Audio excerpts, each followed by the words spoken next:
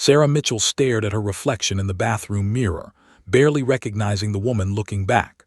Dark circles shadowed her eyes, and strands of hair that had once been carefully styled now hung limp around her face. She gripped the edge of the sink, knuckles white, trying to steady her breathing.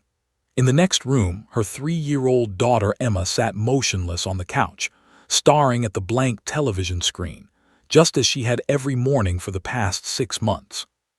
"Please God," Sarah whispered to her reflection, "I need her back." 18 months. That's how long it had been since 2 officers appeared at her door with the news that shattered her world. Officer David Mitchell, her husband of 5 years, had been killed in the line of duty. A routine traffic stop that turned into a nightmare. Sarah remembered falling to her knees, remembered the younger officer's hands catching her before she hit the ground, remembered nothing else from that entire week. But Emma had been 2 years old then, barely more than a baby. Sarah had thought maybe, mercifully, Emma was too young to understand, too young to remember. She'd been wrong. Sarah pushed away from the sink and walked into the living room. Emma sat exactly where she'd left her, her small body unnaturally still for a child her age. Her blonde curls needed brushing, but Emma had started screaming whenever Sarah came near with a brush 3 weeks ago. Now Sarah just ran her fingers through them gently, hopping that was enough. "Good morning, sweetheart," Sarah said softly, kneeling in front of her daughter. "Did you sleep okay?" Nothing, not even a blink. Emma's blue eyes, David's eyes, stared through her mother as if she were made of glass. Sarah's phone buzzed on the coffee table. A text from Dr. Patricia Hughes, Emma's child therapist. "Remember, today is important. Small steps. No pressure. You're doing great, Mom." Was she, though? Sarah didn't feel like she was doing great. She felt like she was drowning, watching her daughter sink into a darkness Sarah couldn't reach. Emma had stopped speaking completely 6 months ago, right after asking the question that still haunted Sarah's nightmares. "Mama, when is Daddy coming home?" Sarah had tried to explain it again. Heaven, angels, Daddy watching over them, but Emma's face had crumpled and she'd screamed. Screamed until she was hoarse, until no sound came out at all. And then nothing. Silence. 6 months of silence. The pediatrician said it was selective mutism triggered by trauma. The therapist said it was Emma's way of protecting herself from pain too big for her little body to hold. Sarah just knew her daughter was disappearing, and she didn't know how to bring her back. "Emma, baby," Sarah tried again, reaching for her daughter's hand. "We're going to do something fun today. There's a fair at the park with fire trucks and police cars and—" Emma's hand jerked away at police cars. Her eyes flickered with something fear, recognition. Sarah's heart clenched. "I'm sorry, sweetie. We don't have to go. We can stay home. We can watch Blue Eye again. Would you like that?" But Dr. Hughes had been clear. Isolation was making it worse. Emma needed exposure to normal activities, to other children, to the world beyond their grief-stricken home. The community safety fair in Columbus was supposed to be perfect, unthreatening, family-friendly, with therapy dogs and demonstrations designed to make public safety seem approachable and fun. Sarah had avoided anything police-related for 18 months. The dress uniform still hung in her closet, wrapped in plastic. The folded flag sat in a box in the attic. David's badge was locked in a safety deposit box because Sarah couldn't bear to look at it. She'd skipped the memorial services, the anniversary gatherings, the fundraisers in David's name. She couldn't face them, couldn't face the pitying looks, the whispered condolences, the reminder that her husband had been a hero to everyone except the family he'd left behind. But this wasn't about her. This was about Emma.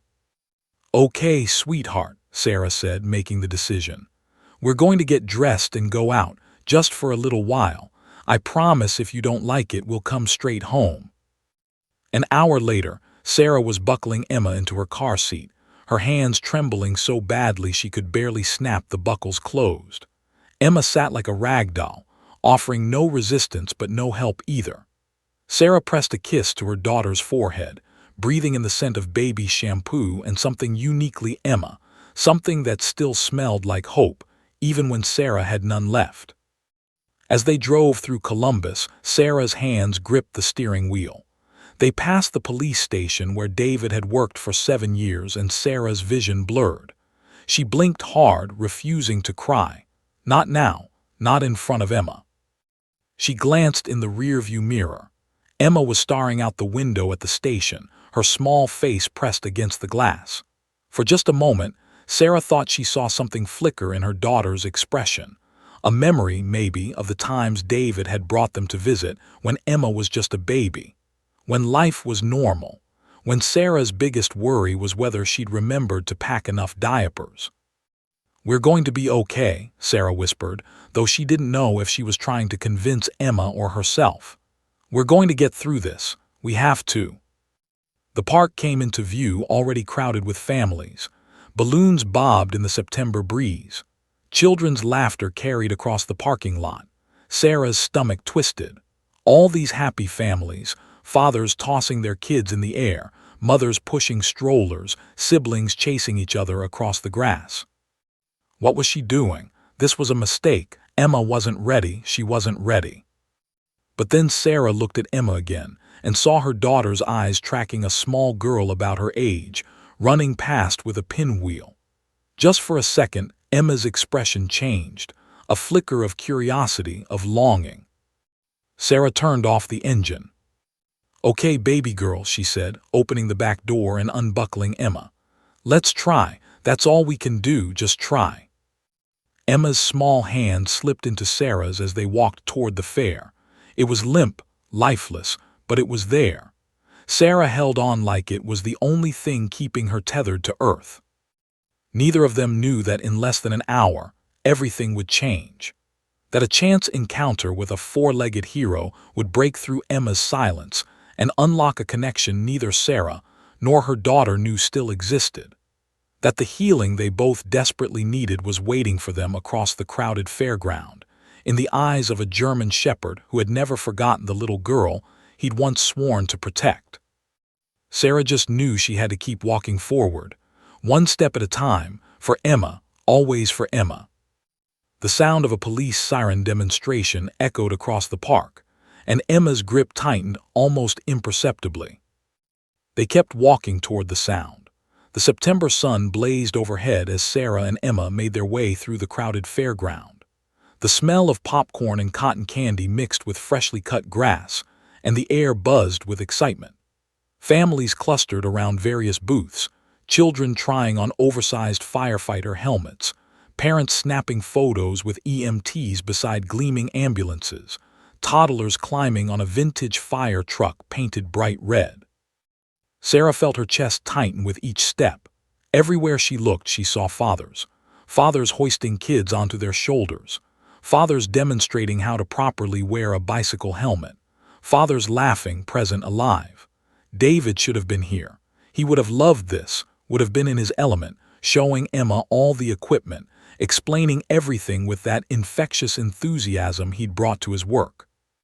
Emma trudged beside her, her small legs moving mechanically. She hadn't looked up once since they'd entered the park. Her gaze stayed fixed on the ground, her free hand clutching the worn stuffed rabbit she'd carried everywhere since David's funeral. "Look, Emma," Sarah tried, pointing to a group of children getting their faces painted like butterflies and tigers. "Would you like to get your face painted? You could be a princess, or a unicorn, or—" Emma's expression didn't change. It was like trying to reach someone underwater. Sarah's phone buzzed. A text from her mother. "How's it going? Is she responding at all?" Sarah typed back quickly, still trying. "It's hard." The response came immediately. "You're a good mother, Sarah. Don't forget that. David would be so proud of you." Sarah shoved the phone back in her pocket, blinking back tears. She couldn't fall apart here. Not now. A voice boomed over a loudspeaker. "Ladies and gentlemen, boys and girls. In just 5 minutes, the Columbus Police Department K-9 unit will be demonstrating the incredible skills of our four-legged officers. Please gather at the main pavilion for a show you won't want to miss." Sarah's stomach dropped. K-9 unit, police dogs. She hadn't thought about that. Hadn't prepared herself for anything specifically related to David's work. The general idea of a safety fair had seemed manageable, but this… She felt Emma's hand go rigid in hers. "We don't have to watch this part, sweetie," Sarah said quickly. "We can go see the…" But Emma was already moving, not away from the pavilion, but toward it. Her small legs moved with purpose for the first time all morning, pulling Sarah along behind her. "Emma, baby, what?"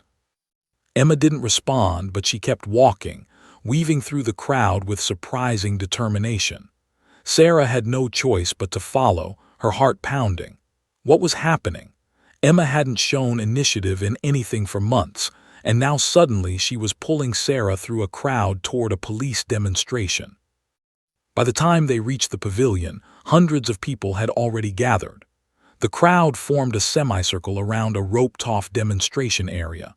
Sarah tried to hang back at the edge, but Emma pushed forward, still pulling her mother's hand. People smiled and stepped aside, making way for the small child, assuming she was just excited to see the dogs. But Sarah knew her daughter. This wasn't excitement. This was something else entirely, something that made Sarah's skin prickle with a feeling she couldn't name. They ended up in the third row, close enough to see everything clearly. Sarah's hands were shaking. She wanted to leave. This was too much, too close to David's world, too painful. But Emma had planted her feet and wasn't moving. "All right, everyone."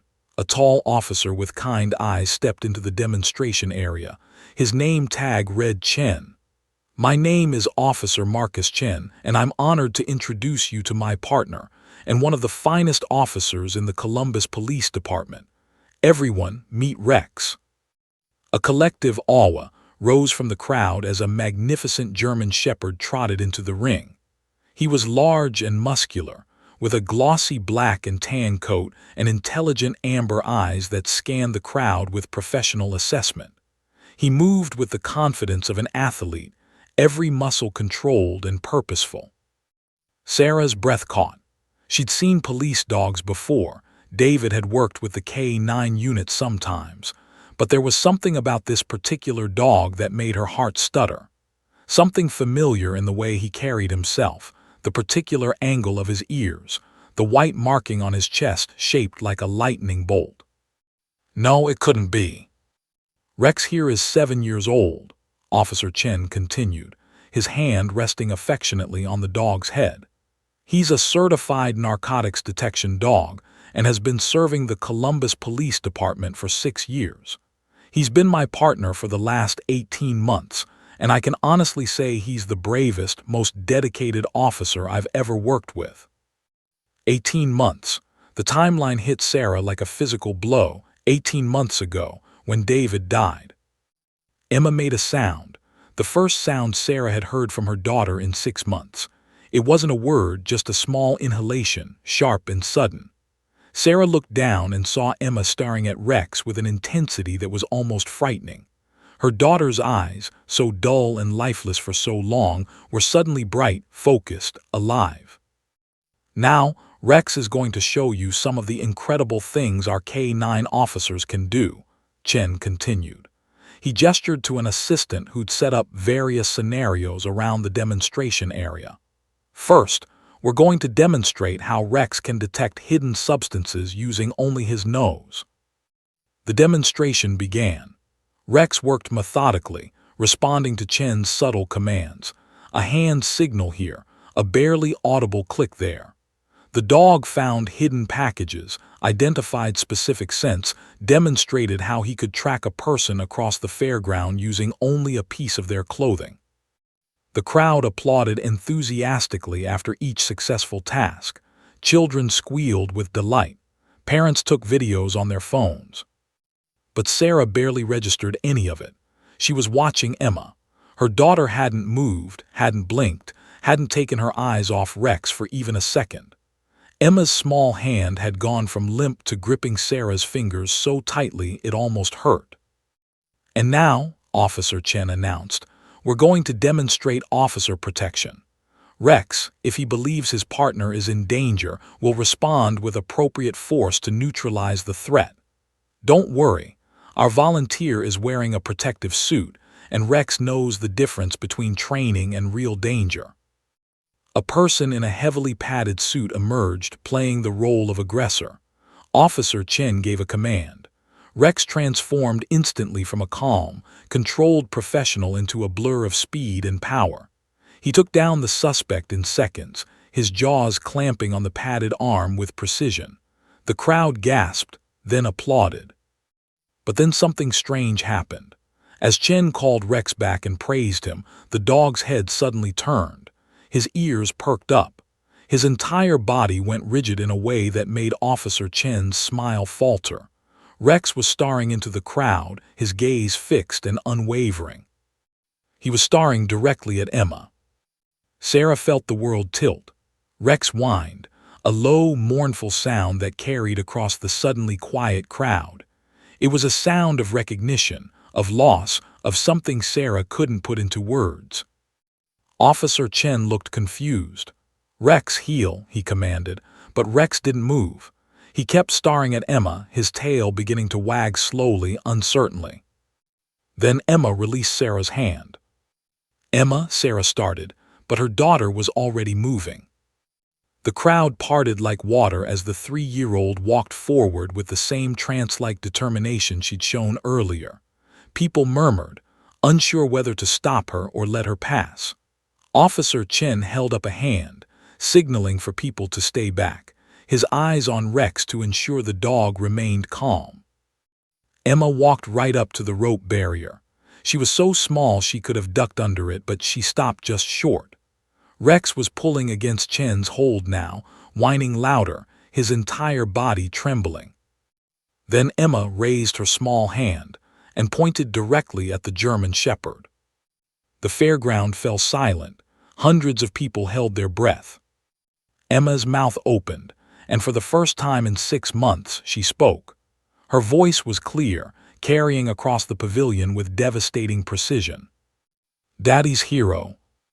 The words hung in the air like a bomb about to detonate. Sarah's knees buckled. A woman beside her gasped. Officer Chen's face went white as bone. And Rex let out a sound Sarah had never heard a dog make before. A cry of pure, anguished joy. Time stopped. In that suspended moment, Sarah Mitchell felt the entire universe collapse into a single point. Her daughter's outstretched hand, pointing at a German Shepherd who was staring back with eyes that held recognition Sarah couldn't comprehend. "Daddy's hero," Emma repeated, her voice stronger now, cutting through the stunned silence like a bell.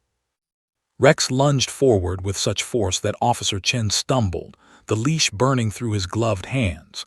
The dog didn't attack. He pulled toward Emma with desperate, yearning energy that made several parents instinctively grab their children. But there was nothing aggressive in Rex's posture. His tail wagged frantically, his whines growing louder, more insistent.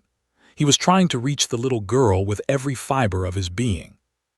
"Hold," Chen commanded, his voice sharp with authority born from 18 months of partnership. Rex froze, trembling, his eyes never leaving Emma. "Easy, boy, easy." Sarah lurched forward, her legs finally remembering how to move. She reached for Emma, maternal instinct overriding the shock that had paralyzed her. "Emma, sweetheart, come back here." But Emma took another step toward the rope barrier, toward Rex, and Sarah's hand closed on empty air. "Mama," Emma said, and the word, that single, beautiful word she hadn't spoken in half a year, made Sarah sob aloud. "It's Daddy's hero. He came back." The crowd rippled with whispers. Confusion, curiosity, concern. A few people had their phones out, recording. Most just stared, sensing they were witnessing something profound but not understanding what. Officer Chen's face had transformed from confusion to something else, a dawning horror mixed with disbelief. His eyes darted from Emma to Sarah and back again. Sarah watched the pieces clicking together in his mind, watched the color drain from his face as realization hit. "Mitchell," he breathed, the name barely audible. Then louder, his voice cracking. "Oh my God, Mitchell." Sarah couldn't speak, couldn't nod, couldn't do anything but stare at the dog who was straining toward her daughter with recognition that shouldn't be possible. Emma was 2 when David died, barely more than a baby. How could she remember? How could this dog remember her? But Rex's reaction left no room for doubt. This wasn't the response of a well-trained police dog seeing a child. This was personal. This was profound. This was grief and joy and recognition all tangled together in a way that made Sarah's chest feel like it was being crushed. "Ma'am," Officer Chen said, his voice shaking as he looked at Sarah. "Ma'am, I need to ask you, is your name Sarah Mitchell? Was your husband—" He couldn't finish. His throat worked, but no more words came. Sarah nodded, tears streaming down her face. "David," she whispered. "Officer David Mitchell. He died 18 months ago." The crowd's whispers grew louder. Someone gasped. A woman put her hand over her mouth. The people who'd been at the edges started pressing closer, drawn by the unfolding drama. Officer Chen's legs seemed to give out. He took a knee, still holding Rex's leash with both hands as the dog continued to pull. "This is Rex," Chen said, his voice thick with emotion. "David's Rex, his partner. I took over handling him after." He stopped, swallowed hard. I didn't know about you, about her. David never." He shook his head. "I'm so sorry. I'm so sorry." Emma ducked under the rope barrier before anyone could stop her. "Emma, no," Sarah cried out, finally finding her voice, finally moving. But she was too late. The little girl walked right up to Rex, fearless, her small hand reaching out to touch the dog's face. The crowd collectively held its breath. Several people moved forward, ready to intervene if the dog showed any sign of aggression. But Rex didn't attack. The moment Emma's hand touched his fur, the powerful police dog melted. He lowered his head, pressing into her touch with a gentleness that seemed impossible for an animal his size. His tail wagged so hard his entire body shook. And then he did something that made Officer Chen's eyes go wide with shock. Rex lay down at Emma's feet and rolled onto his back, a gesture of complete submission and trust that Chen said later he'd never seen Rex make with anyone except David. "Good boy," Emma said softly, her small hands rubbing Rex's belly. "Good boy, hero. I knew you'd come back." Sarah fell to her knees right there in the dirt, her sobs coming in great heaving gasps. All the grief she'd held in for 18 months, all the fear for her daughter, all the loneliness and desperation and anguish, it poured out of her in waves. A woman from the crowd rushed over, putting an arm around Sarah's shoulders. Others formed a protective circle, giving the family space while shielding them from the growing crowd of onlookers. Officer Chen slowly released the leash, his hands shaking. "I don't understand," he said, kneeling beside Emma. "How does she remember? She was so little when David—" He stopped again, unable to say the word. Emma looked up at him with David's blue eyes.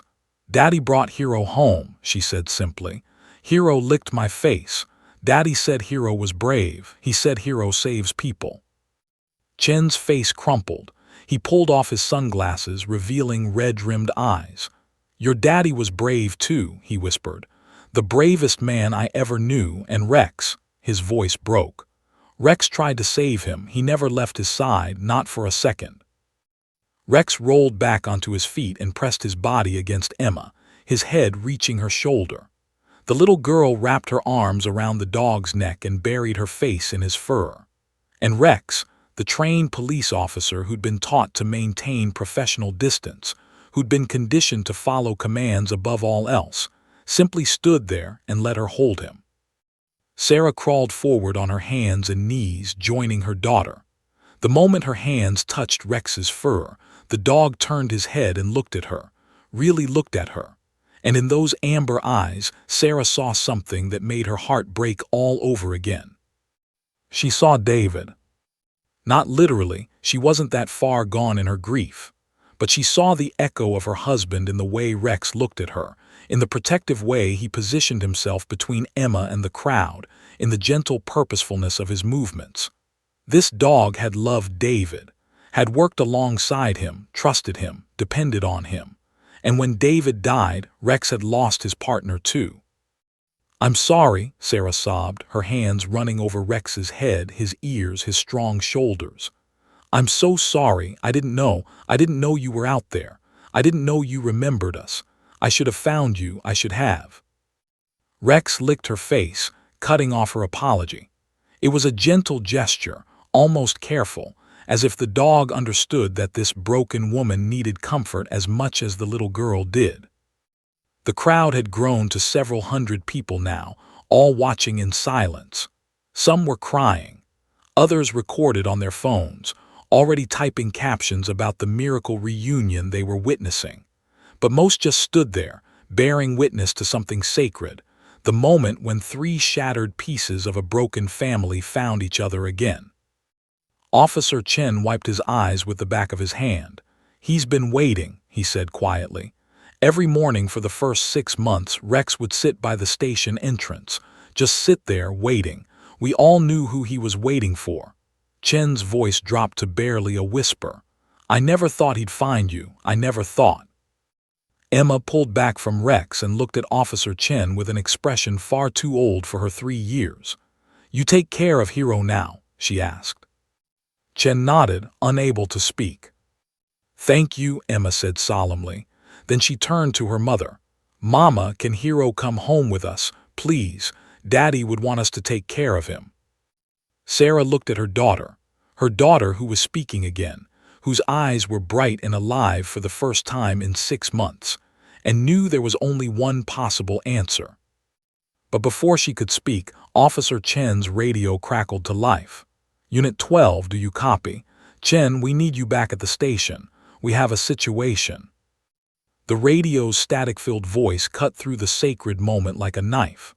Officer Marcus Chen grabbed the radio from his belt, his eyes never leaving Sarah and Emma. "Copy that. I'm at the community fair with Rex. What's the situation?"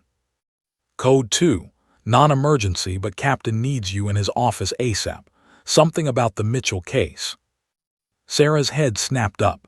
"The Mitchell case?" Her voice was raw from crying, barely above a whisper. "What case?" "David's case was closed. They said it was closed." Chen's expression shifted, guilt, hesitation, something else Sarah couldn't read flashing across his features.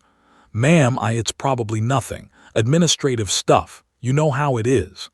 But his eyes told a different story. He was lying, or at least not telling her everything. "Don't." Sarah stood, her legs shaky but her voice growing stronger with anger that surprised even her. "Don't you dare lie to me. Not now, not after this." She gestured to Emma, still clutching Rex. "What case? What aren't you telling me?"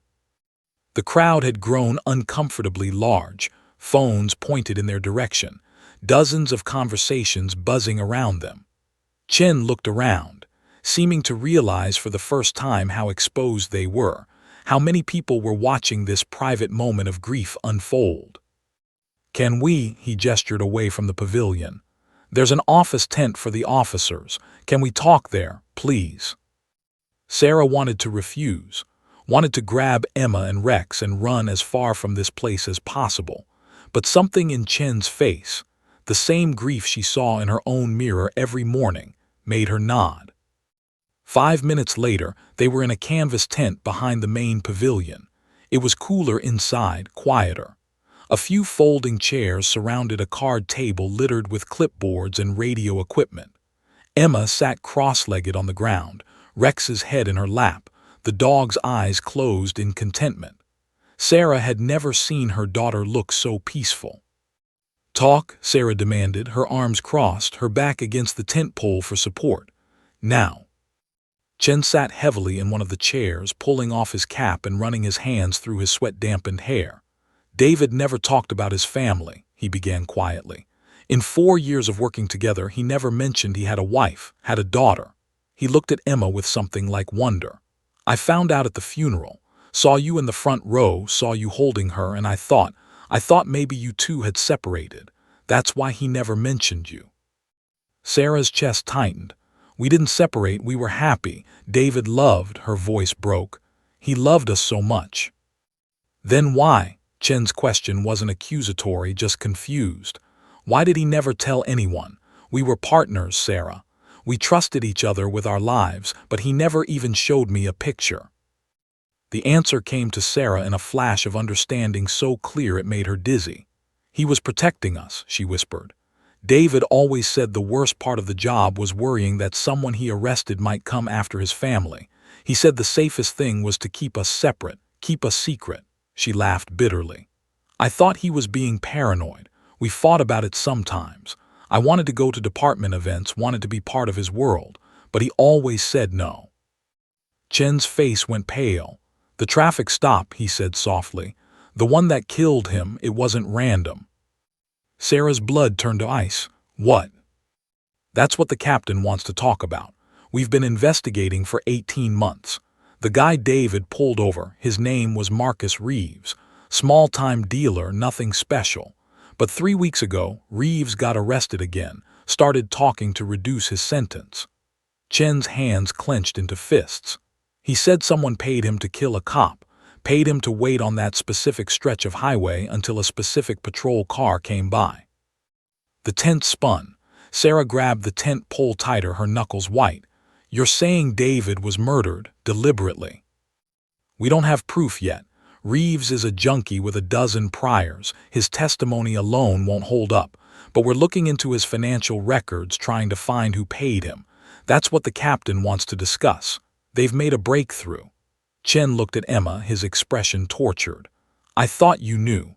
I thought the department told you we were still investigating. No one told me anything. Sarah's voice was dead, hollow. After the funeral, I told them I didn't want updates, didn't want to hear about the case. I just wanted, she stopped, looking at her daughter. I just wanted to survive for her. Emma looked up from Rex, her small face scrunched with concern. Mama sad. Sarah knelt beside her daughter, forcing a smile she didn't feel. Mama's okay, baby. Just talking to Officer Chen about grown-up stuff. But Emma wasn't fooled. She reached out and touched Sarah's face, her tiny fingers wiping away tears Sarah hadn't realized were falling. Don't be sad, Mama. Hero is here now. He'll protect us, just like Daddy. The simple statement broke something in Sarah. She pulled Emma into a fierce hug, burying her face in her daughter's hair. You're right, baby. You're so right. Chen cleared his throat. Ma'am, Sarah, I need to go to the station, but I want, he paused, struggling with the words. Rex responds to you, to Emma. I've never seen him respond to anyone like this except David. And honestly, he's been different since David died. Withdrawn. He does his job, but the spark is gone. Sarah looked at the German shepherd, who was watching her with those intelligent amber eyes. What are you saying? I'm saying that Rex was David's dog before he was mine, and maybe he was meant to be your family's dog. Chen stood, putting his cap back on. I can't just give him to you. There's paperwork, procedures. He's department property, but I can start the process. Start asking questions about early retirement for him. He's only 7, Sarah said. That's young for a police dog. He's also been through trauma, lost his partner. That's grounds for medical retirement. Chen's jaw set with determination. Let me talk to the captain. Let me see what I can do. In the meantime, he pulled a card from his pocket, wrote something on the back. That's my personal cell. Call me anytime and I'll arrange visits. Bring Emma to see Rex. Bring yourself. It's good for him. And I think, he looked at Emma, who was whispering secrets into Rex's ear. I think it's good for all of you. Sarah took the card with trembling fingers. Why are you doing this?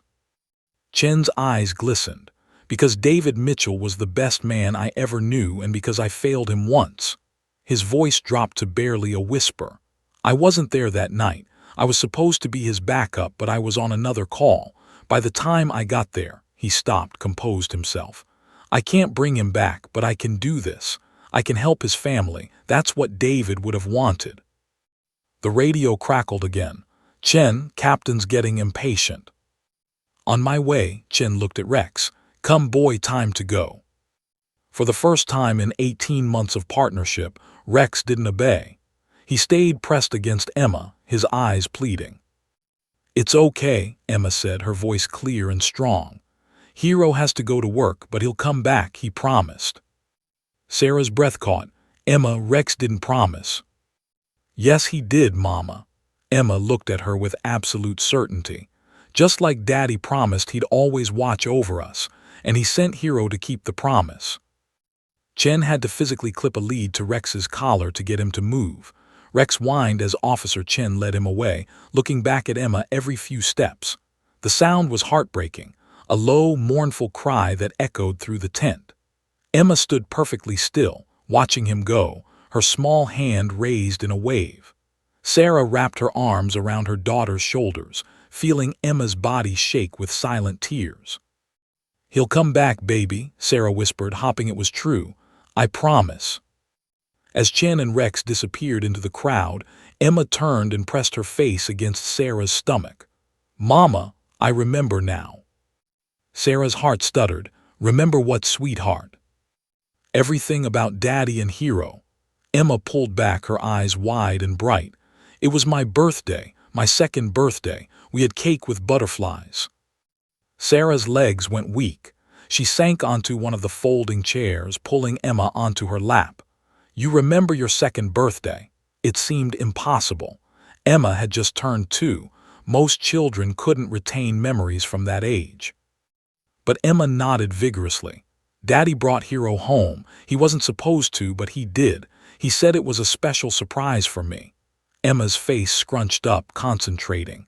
"Hero had a blue bow on his collar, a big one. Daddy said Hero was my birthday present, but then you got mad." The memory hit Sarah like a freight train. She had forgotten grief had erased so much, but now it came flooding back. David had shown up that afternoon with Rex, the dog wearing a ridiculous blue bow that matched Emma's birthday dress. Sarah had been furious. They'd talked about getting a dog, but she'd wanted a small one, a family pet, not a 70-pound police dog trained to attack. They'd fought, their first real fight in months. David had been hurt, confused. He'd thought Sarah would be happy. "Rex is the gentlest dog I've ever worked with," he'd insisted. "I trust him with Emma more than I trust anyone." But Sarah had said no. Had said it was irresponsible to bring a working police dog into their home. Had worried about liability, about safety, about all the practical concerns that seemed so important then and so meaningless now. David had taken Rex back to the station that night, the blue bow still on his collar. He'd never brought it up again. "You remember that?" Sarah's voice was barely audible. Emma nodded. "Hero licked my face. He was warm and soft and he smelled funny, and Daddy laughed." She smiled, a real, genuine smile that transformed her whole face. "Daddy laughed so loud. He picked me up and Hero jumped up too, and we all fell down in the grass and you yelled, but Daddy was still laughing." Sarah's tears fell freely now. "I was so stupid," she whispered. "I should have said yes, I should have." "But Hero came before that too," Emma interrupted. "Lots of times, when you were at the store. Daddy would bring him and we would play. He told me it was our secret." Sarah's breath caught. "What?" Emma's expression turned serious, almost guilty. "Daddy said not to tell you because you would worry. He said Hero needed to know me, needed to know our house in case." She paused, her little forehead wrinkling. "In case something bad happened. He said Hero would protect us if Daddy couldn't." The implications crashed over Sarah in waves. David had been preparing for this, had known the risks, had been training Rex to protect his family without Sarah's knowledge, all while keeping their existence secret from his colleagues. He'd been living in 2 worlds, trying to protect them both. "How many times?" Sarah asked. "How many times did Daddy bring Rex home?" Emma thought hard, counting on her fingers. "Lots, maybe 10 times more. Hero knew where my room was. He knew where you kept the cookies. He knew the squeaky step." She pointed to her stuffed rabbit. "Hero found Mr. Bunny when I lost him in the backyard." Sarah felt like she was discovering a whole part of David's life she'd never known existed. "Why didn't you tell me? After Daddy died, why didn't you say anything about Rex?" Emma's eyes filled with tears. "I forgot. When Daddy went away, I forgot lots of things. It made my head hurt to remember." She touched her temple. "But when I saw Hero today, everything came back, like it was sleeping in my head and Hero woke it up." Sarah held her daughter tight, rocking her gently. "I'm so sorry, baby. I'm so sorry you had to forget." "Is that why I stopped talking?" Emma asked in a small voice. "Because remembering hurt too much." Dr. Hughes had tried to explain selective mutism to Sarah a dozen times, but hearing it from Emma's own mouth made it finally make sense. Her daughter's brilliant little mind had shut down the parts that hurt too much to process, and seeing Rex had forced all those memories, good and painful, back to the surface. "Your brain was protecting you," Sarah said softly. "Just like Hero protected you, just like Daddy wanted him to." Emma was quiet for a moment then. "Mama, I remember the last day." Sarah's blood went cold. "The last day." "The day Daddy didn't come home. I remember what happened." "Emma, you don't have to." "I want to tell you." Emma's voice was insistent. "That morning Daddy was on the phone. He thought I was watching cartoons, but I was listening. He was talking to someone about bad people. He said I can't let them get away with it. And he said another thing." She paused, concentrating hard. "He said if something happens to me, make sure Rex gets to Sarah and Emma. Promise me." Sarah's hands were shaking. "Who was he talking to?" "I don't know, but after he hung up he came and hugged me really tight. Too tight. It hurt a little, but I didn't say anything because he looked sad." Emma's voice dropped to a whisper. "He said Daddy loves you more than anything in the whole world. You and Mama are my everything. You remember that, okay? No matter what happens, Daddy loves you." The tent walls seemed to close in. Sarah couldn't breathe. "Emma." "And then he left, and he took Mr. Bunny with him." Sarah's mind reeled. "He took your rabbit." Emma nodded. "I thought it was an accident, but now I think he took it on purpose, so Hero would have my smell, so Hero could find me if something bad happened." The pieces were clicking together in Sarah's mind, forming a picture that made her sick. David had known that morning that he might not come home, had made arrangements for Rex to get to his family, had taken Emma's rabbit so the dog would have her scent. But if David had known he was in danger, why had he gone out that day? Why hadn't he called in sick, asked for backup, told someone? Unless he had told someone. Unless that phone call Emma heard was him asking for help that never came. Sarah grabbed her phone and pulled up Officer Chen's contact. Her fingers hovered over the call button. Should she tell him what Emma remembered? Could a 3-year-old's memory be trusted? Would it even matter? But before she could decide, Emma spoke again. "Mama, I know who Daddy was talking to on the phone." Sarah's heart stopped. "How could you possibly?" "Because I heard the name. The person said their name at the end. They said, 'Don't worry, David. I've got your back. You can count on me.'" Emma looked up at her mother with eyes that had seen too much for such a young child. It was Officer Chen. The phone slipped from Sarah's fingers and clattered to the ground. Outside the tent, the fair continued. Children laughing, music playing, families enjoying a perfect September day. But inside, Sarah Mitchell's world shattered for the second time in 18 months. Because if Marcus Chen had promised to have David's back that morning, why had David died alone? And why had Chen never mentioned that phone call? Sarah's hands were shaking as she picked up the phone. She had to know the truth. Had to know if the man she just trusted with her daughter's heart was the same man who'd failed to save her husband's life. Or worse, if he was the reason David had died at all. Sarah stared at her phone, Emma's words echoing in her head like a death knell. It was Officer Chen. Her mind raced through the implications. Chen had promised to have David's back that morning. David had died that night. And for 18 months, Chen had never mentioned that conversation. Never told Sarah that David had called him, had asked for help, had trusted him. Why? "Mama, your hands are shaking."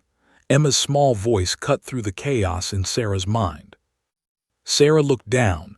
Emma was right. Her entire body was trembling. She forced herself to take a deep breath, then another. She couldn't fall apart. Not now, not in front of Emma. "I'm okay, baby," Sarah lied, setting the phone on the table. "I'm just thinking." But she wasn't okay. Nothing was okay. The safe, simple narrative she'd been told, tragic accident, wrong place at wrong time, David died a hero, was crumbling. In its place was something darker, more complicated. Something that involved conspiracy, betrayal, and a web of lies she was only beginning to untangle. Emma climbed off Sarah's lap and walked to the tent entrance, peering out at the crowded fairground. "Are you mad at Officer Chen?" "I don't know what I am," Sarah admitted. She joined Emma at the entrance, watching families mill about, completely oblivious to the bomb that had just detonated in this quiet tent. "Emma, are you absolutely sure it was Officer Chen on the phone that morning? You were only 2. Memories can be tricky." Emma turned to her with a look of absolute certainty. "It was him, Mama. I know his voice. When he was talking today, I remembered. It's the same voice from the phone." Sarah's investigative instincts, the ones she'd honed during her years as a paralegal before Emma was born, kicked into gear. Did Daddy say anything else? Anything about where he was going or what he was doing? Emma's face scrunched up in concentration. "He said numbers, like an address. He said meet me at, and then numbers. I remember because I was learning to count and I tried to remember them." Sarah's pulse quickened. "Do you remember the numbers, sweetheart?" 415 something, and a word that sounded like maple, like the syrup." Emma's eyes brightened. 415 Maple, that was it." Sarah grabbed her phone and typed the address into Google Maps. 415 Maple Street. It was in the industrial district, about 15 minutes from where David had been killed. An abandoned area, mostly empty warehouses and closed businesses. Why would David tell Chen to meet him there? And more importantly, had Chen gone? Sarah's finger hovered over Chen's contact again. Every instinct screamed at her to call him, to demand answers. But another part of her, the part that had learned to be cautious, to trust her gut, held back. If Chen was involved in David's death, confronting him was dangerous. If he wasn't, and this was all a misunderstanding, she could destroy the one connection Emma had to her father's memory. Rex. Without Chen's cooperation, they'd never see the dog again. "Mama, look," Emma pointed excitedly across the fairground. "There's Hero." Sarah's head snapped up. Sure enough, Rex was visible in the distance, still with Officer Chen near the K9 demonstration area. Chen was talking on his phone, his free hand running through his hair in what looked like frustration. As they watched, he ended the call and looked around, as if searching for someone. As if searching for them. "Get back," Sarah whispered, pulling Emma deeper into the tent. Her heart was pounding. Was she being paranoid, or was her instinct to hide justified? She didn't know anymore, didn't know who to trust. Emma tugged at her shirt. "Mama, why are we hiding?" "We're not hiding, baby, we're just taking a moment." Sarah knelt down to Emma's level. "Emma, I need you to listen to me very carefully. What you told me about Daddy's phone call, that's important. That's very important, but I need you not to tell Officer Chen about it yet. Can you do that for me?" Emma's eyes widened. "Is Officer Chen bad?" "No, sweetheart, I don't know. That's why we need to be careful." Sarah smoothed Emma's hair, trying to project a calm she didn't feel. "Sometimes grown-ups have to figure things out before they talk about them. Do you understand?" Emma nodded slowly, but Sarah could see the confusion in her eyes. This was too much for a 3-year-old to process. Hell, it was too much for Sarah to process. "I want to see Hero again," Emma said quietly. "He makes me feel safe, like when Daddy was here." Sarah's heart broke. "I know, baby, and you will see him again, I promise. But first, Mama needs to make some phone calls and find out some information. Okay?" "Okay," Emma agreed, though she looked uncertain. Sarah pulled out her phone and scrolled through her contacts until she found the name she was looking for. Detective Linda Morrison. Linda had been the lead investigator on David's case, had been there at the funeral, had promised Sarah that she'd find out what happened. Sarah had ignored her calls for 18 months. Now she needed her. The phone rang 3 times before a crisp, professional voice answered. Morrison. Detective Morrison, this is Sarah Mitchell, David Mitchell's widow. There was a pause then. Sarah, I wasn't expecting to hear from you. Are you all right? No, Sarah said bluntly. I need to talk to you about David's case, about the morning he died. Can you meet me? Of course, when? Now, as soon as possible.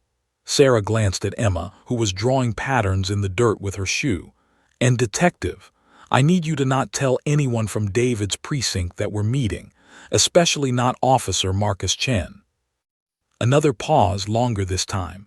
When Morrison spoke again, her voice was sharp, alert. Sarah, what's going on? Are you in danger? I don't know, Sarah admitted. But I just found out some information about the day David died, and I need to know if I can trust Chen before I go any further. Where are you? The Community Safety Fair at Riverside Park. Don't move, I'm 20 minutes away. Find somewhere public, stay around people, and wait for me. Morrison's voice took on a protective edge. Sarah, if you think Chen is involved in David's death, you need to be very careful. Do you understand me? I understand. Good, I'm leaving now. Stay safe. The call ended. Sarah looked down at Emma, who was watching her with wide, worried eyes. Is the detective lady going to help us? Emma asked. I hope so, baby. Sarah took her daughter's hand. Come on, let's go get some cotton candy and wait by the playground, somewhere with lots of people. They emerged from the tent, and Sarah immediately scanned the area for Chen. He was still by the K9 area, but now he was walking in their direction, Rex at his heels. He raised a hand, waving, his expression friendly. Sarah's stomach clenched. She waved back, forcing a smile, then turned Emma in the opposite direction. Mama, why aren't we going to see Hero? Emma protested. We will, sweetheart, just not right now. Sarah picked up her pace, weaving through the crowd. Let's play a game. Let's see if we can find the biggest, pinkest cotton candy at the whole fair. Emma allowed herself to be distracted, but Sarah's mind was racing. She glanced back over her shoulder. Chen was still watching them, his expression unreadable. And Rex was pulling at his leash, trying to follow them. Sarah turned away and disappeared into the crowd, her daughter's hand tight in hers, waiting for answers that might shatter everything she thought she knew about her husband's death. 20 minutes felt like a lifetime. But she would wait, she would find out the truth. For David, for Emma, for herself. Even if that truth destroyed her. Detective Linda Morrison arrived exactly 19 minutes later, her unmarked sedan pulling up to the playground area where Sarah and Emma sat on a bench. Sarah had positioned them strategically, back to a fence, clear view of all approaches, surrounded by families. Emma was working on her third piece of cotton candy, her face sticky and pink. Morrison was exactly as Sarah remembered. Mid-50s, steel-gray hair pulled into a tight bun, sharp brown eyes that missed nothing. She wore dark jeans and a blazer that didn't quite hide the badge clipped to her belt. Sarah, Morrison sat down beside her, her eyes immediately sweeping the area. You okay? No, Sarah said honestly. She looked at Emma. Sweetheart, can you go play on the swings for a few minutes? Stay where I can see you. Emma hesitated, clutching her cotton candy. Promise you won't leave. I promise, I'll be right here. Emma ran to the swings and Sarah turned to Morrison. I need you to tell me the truth about Marcus Chen, all of it. Morrison's expression flickered with surprise. Chen, what about him? Sarah took a deep breath and told her everything. The chance encounter with Rex, Emma's recognition, the memories that came flooding back. And finally, the phone call. David asking Chen to meet him at 415 Maple Street the morning he died. Morrison's face went pale. Emma remembered that. She was only 2. She remembered, and I need to know, did Chen go to that address? Was he there? Morrison was quiet for a long moment. When she spoke, her voice was careful, measured. Sarah, Marcus Chen has been investigated 6 ways from Sunday as part of David's case. Internal Affairs went through every second of his day. I personally verified his alibi. And he was at 415 Maple Street that morning. He was there waiting for David for over an hour. Morrison pulled out her phone, scrolled through files, then showed Sarah a document. These are Chen's phone records from that day. He called David 17 times, sent 23 text messages asking where he was, if he was okay, if he needed backup. Sarah stared at the screen, her vision blurring. I don't understand. If Chen was there, if he was trying to help, then what happened? Morrison's expression softened with sympathy. David never showed up to that meeting, Sarah. Whatever he was investigating, whatever he thought he'd found at that address, he got pulled over 20 minutes before he was supposed to meet Chen. That's when he encountered Marcus Reeves. The traffic stop. Yes, but here's what we've pieced together in the last few weeks. Morrison leaned forward, her voice dropping. David had been working a case off the books. He discovered evidence that someone in the department was involved with a drug trafficking ring. He was supposed to meet Chen that morning to show him the evidence, get help going to the captain. Sarah felt the world tilt. Someone in the department, who? We don't know yet. David's notes were encrypted, stored on a hard drive we only found 3 weeks ago. He'd hidden it in his locker at the station, disguised as an old external drive for music. We're still breaking through the encryption. Morrison's jaw tightened. But we think whoever David was investigating found out. They couldn't risk him meeting with Chen and exposing them, so they arranged for Reeves to pull that hit. But how did they know where David would be? How did they time it so perfectly? Morrison's expression turned grim. Someone was monitoring David's GPS. All patrol cars have trackers. Someone with access to the system watched his route, told Reeves exactly where to set up, exactly when David would drive past. The implications crashed over Sarah. Someone in the department killed my husband. We believe so. And Sarah, Morrison hesitated. Chen has been working this case every day for 18 months. He blames himself for not being there, for not protecting David. He's been obsessed with finding out who was responsible. If anything, he's your strongest ally in this. Sarah's hands were shaking. She'd almost accused an innocent man, almost destroyed the one connection Emma had to David's memory. I need to talk to him. I need to apologize. You will, but first, there's something else you need to know. Morrison glanced at Emma, still swinging happily. Chen has been fighting to get Rex retired and transferred to your family for the last 6 months. He's been going through every bureaucratic channel, fighting with the department, using his own money to hire lawyers. He didn't tell you because he didn't want to get your hopes up if it fell through. Sarah couldn't breathe. 6 months, but how did he even know about us? David's locker. When we found the hard drive, we also found photos. Pictures of you and Emma hidden behind his spare uniforms. Pictures of Rex with Emma as a baby. And a letter. Morrison pulled a folded envelope from her jacket. It's addressed to Chen. David never got to give it to him. With trembling hands, Sarah opened the envelope. David's handwriting, so familiar it made her heart ache, filled the page. Marcus, if you're reading this, something went wrong. I need you to do something for me. Take care of Rex. Make sure he gets to Sarah and Emma. The address is enclosed. Rex knows them, trusts them. He's been training to protect them for 2 years. I know I've kept my family secret from the department, and I'm sorry for that. But in this job, with the things we see, the enemies we make, I couldn't risk them. Sarah is everything to me. Emma is my whole world. And if something happens to me, they'll need protection. Rex will protect them. He's been trained for it. He knows their routines, their home, their scents.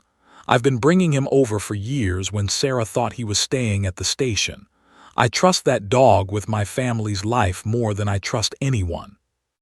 You're a good man, Marcus, the best partner I've ever had. Promise me you'll make sure they're okay.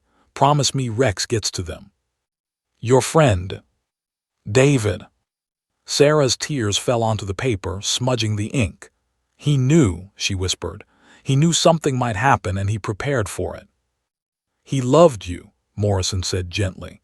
And Chen has been trying to honor David's last wish every day since he found that letter.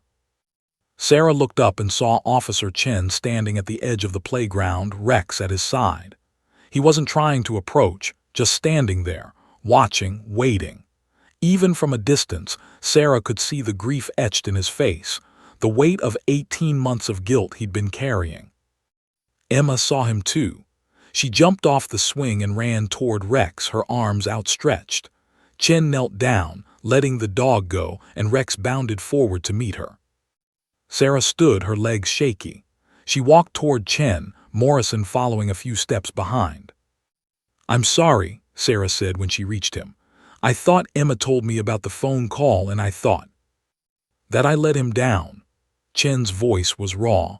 You were right to think that. I did let him down. I should have gone to him instead of waiting. Should have insisted on backup. Should have. Stop, Sarah's voice was firm. You didn't kill him. You tried to save him. And for 18 months you've been trying to save his family. That's not failure, Marcus. That's love. Chen's composure cracked. Tears streamed down his face as he watched Emma hugging Rex. He asked me to take care of them. It was the last thing he asked, and I couldn't even.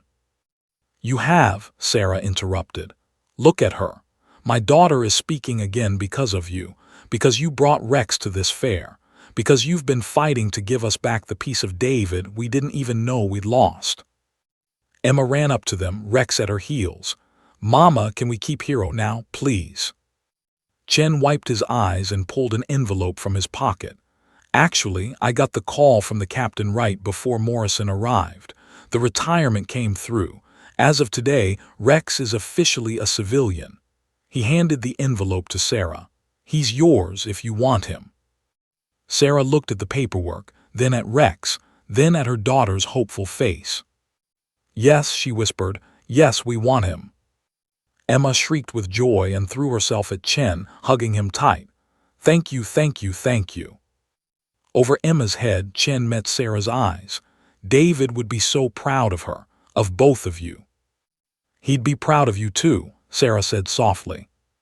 For the first time in 18 months, standing in the middle of a crowded fairground with her daughter, a German shepherd, and the partner who'd failed to save her husband, but had never stopped trying to honor his memory, Sarah felt something she thought she'd never feel again. Hope, 3 months later, Sarah stood in her kitchen, watching through the window as Emma played in the backyard with Rex. The German shepherd lay patiently on the grass while Emma decorated his fur with leaves she'd collected, chattering constantly about princesses and heroes and adventures. The sound of her daughter's voice, constant, joyful, alive, still made Sarah's heart soar every single time. The house felt different now, warmer, fuller. David's absence was still a gaping wound that would never fully heal, but Rex's presence had somehow made the emptiness more bearable. The dog had settled into their lives as if he'd always been there, which Sarah now understood he almost had been. She'd found more evidence of David's secret preparation in the weeks after bringing Rex home. A hidden folder on their home computer labeled Family Safety Protocol, containing detailed instructions for Rex's care, emergency commands, and a training log showing 2 years of systematic preparation. David had been teaching Rex to protect them, to know their routines, to be ready. He'd known he was in danger, had known for at least 2 years, and he'd prepared the only way he could without terrifying his family. Sarah's phone buzzed. A text from Marcus Chen, "Can I stop by? Got news about the case." Her fingers trembled as she typed back, "Doors always open." 20 minutes later, Chen was sitting at her kitchen table, a thick file folder in front of him. Detective Morrison sat beside him. Emma had dragged Rex inside to show Chen a drawing she'd made, a stick figure family labeled Mama, Emma, Hero, and Uncle Marcus. Chen's eyes had gotten misty when he saw it. "Uncle Marcus?" he'd asked, his voice thick. "That's what she calls you now," Sarah had explained. "I hope that's okay." "It's more than okay," he'd whispered. Now, with Emma back outside playing, Chen opened the folder. "We broke the encryption on David's files," he said quietly, "and we found everything." Sarah's hands gripped her coffee mug so tightly her knuckles went white. "Tell me." David had been investigating a trafficking ring for 8 months before he died. They were using police resources, patrol routes, evidence storage, even the department's vehicle fleet to move drugs through the city. David had documented everything. Dates, times, transaction records. He'd been building an airtight case. Chen's jaw clenched. The ring was being run by Lieutenant Frank Castellano. Sarah's breath caught. Castellano. She knew that name. He'd been at David's funeral, had given a speech about David's dedication and bravery, had looked her in the eye and told her that David was a hero. "That son of a," Sarah couldn't finish. "He's been arrested," Morrison interjected. "This morning, along with 4 other officers involved in the operation. The DA says David's evidence is enough to put them away for 25 to life each." Castellano had access to the GPS tracking system, Chen continued. "He saw David's route that morning, saw he was heading to meet me at the Maple Street address. He knew if David showed me the evidence, it was over. So he called in a favor with Reeves, told him exactly where to wait, exactly when David would pass by." Sarah's vision blurred with tears. "So it was an execution." "Yes," Morrison said softly. "I'm so sorry, Sarah, but David's work, everything he documented, it's going to take down one of the biggest trafficking operations in the state. He saved lives, probably hundreds of lives." "He was a hero," Chen said, his voice breaking. "A real one, not just because of how he died, but because of what he was trying to do, what he accomplished." Sarah looked out at Emma, who was now teaching Rex to play fetch with a tennis ball. The dog was being deliberately clumsy, letting Emma win, his tail wagging with pure joy. "Can I tell you something?" Sarah said quietly. "For 18 months I've been angry at David, angry that he left us, angry that he chose his job over his family. I couldn't understand why he went out that day when he knew he was in danger." She turned back to Chen and Morrison. "But now I get it. He wasn't choosing his job over us. He was protecting us. If Castellano had realized David's family existed, that we could testify, that we might know something." She couldn't finish the thought. "He kept you secret to keep you safe," Morrison confirmed. "And it worked. Castellano never knew about you or Emma. After David died, the investigation went cold. Castellano thought he'd gotten away with it." "Until we found the hard drive," Chen added. "Until we found David's files. And now he's going to pay for what he did." Sarah felt something shift inside her chest, a release of pressure she'd been carrying for so long. Justice. Not the hollow kind that came with apologies and condolences, but real justice. David's killers would face consequences. His work would mean something. "There's something else," Chen said, pulling out another envelope. "David had a life insurance policy the department didn't know about. He'd been paying into it privately, separate from his department benefits. It's substantial, enough to pay off your mortgage and put Emma through college." Sarah stared at the envelope. "How did you find this?" "It was in his files. He'd updated the beneficiary information 2 years ago, right when he started investigating Castellano, right when he started bringing Rex home to train him." Chen slid the envelope across the table. "He thought of everything, Sarah, every possible way to protect you and Emma if something happened to him." The tears came then, hot and fast and unstoppable. Sarah sobbed into her hands while Morrison rubbed her back and Chen sat quietly, letting her grieve. When she finally composed herself, Sarah wiped her eyes and looked at Chen. "What happens to you now, with the case closed, I mean?" They've offered me a promotion. Detective. I'd be working with Morrison. He glanced at Morrison, who nodded. But I told them I needed to think about it. Why? Because being David's partner was the honor of my life. Moving on feels like I'm leaving him behind. Chen's voice was soft. And because I've gotten attached to checking on you and Emma, to seeing Rex happy again, to feeling like I'm still honoring David's wishes. Emma burst through the back door, Rex at her heels. Uncle Marcus, come see the fort we built. Rex fits inside and everything. Chen smiled, a real genuine smile that transformed his whole face. I'd love to, kiddo. As he stood to follow Emma outside, Sarah caught his arm. Marcus, take the promotion. David would want you to, and besides, she smiled. You're not leaving him behind, you're part of our family now, all of us. You'll still check on us. You'll still come to Emma's birthday parties. You'll still be Uncle Marcus.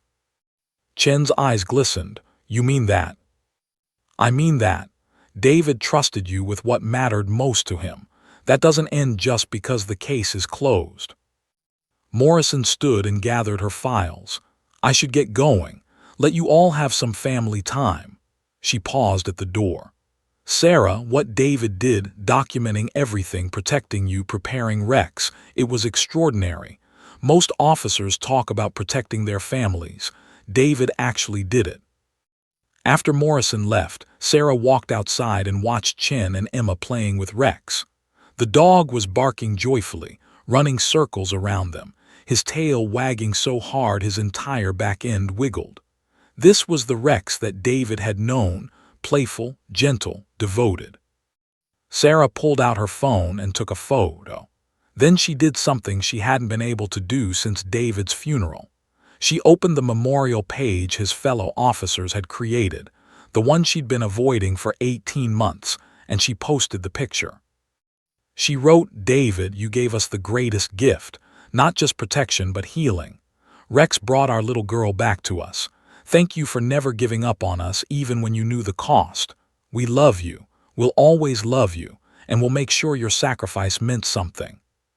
Within minutes, comments poured in. Fellow officers sharing their own memories of David, families of people David had helped thanking him, friends offering support. And one comment from someone named Travis Chen, that's my brother Marcus with David's family. David chose the best man to carry on his legacy. Miss you, brother. Sarah looked up at Marcus, who was now lying on the grass with Emma and Rex, all three of them making shapes out of clouds. He'd lost a partner. She'd lost a husband. Emma had lost a father. But they'd found each other. And somehow, through grief and loss and impossible odds, they'd become a family. That night, Sarah tucked Emma into bed with Rex curled up on the floor beside her. Emma clutched her stuffed rabbit, the one David had taken with him that last day, the one the department had returned with his personal effects. Mama, Emma's voice was sleepy. Do you think Daddy knows Hero came home? Sarah stroked her daughter's hair. I think Daddy planned for Hero to come home. And yes, baby, I think he knows. I think he's very happy. Good, Emma mumbled, her eyes drifting closed. Tell him I love him. I will, sweetheart, every day. Sarah turned off the light and stood in the doorway, watching her daughter sleep peacefully for the first time in 18 months. Rex's eyes glowed in the darkness, alert, watchful, protecting. Just as David had trained him to do. Just as David had promised. Sarah walked to her bedroom and pulled out the flag from David's funeral. She'd been keeping it in the closet, unable to look at it. But tonight, she hung it on the wall above her dresser, right next to a photo of David in uniform, smiling at the camera with Rex beside him. Thank you, she whispered to the photo. Thank you for loving us enough to prepare. Thank you for sending us exactly what we needed. Thank you for never giving up. In the backyard, a breeze rustled through the trees. And for just a moment, Sarah could have sworn she felt David there, watching over them, proud of his family, grateful that his final mission had been accomplished. Rex had come home. Emma was speaking again. And Sarah, broken, grieving, but no longer alone, was finally ready to heal. The end, but also a beginning.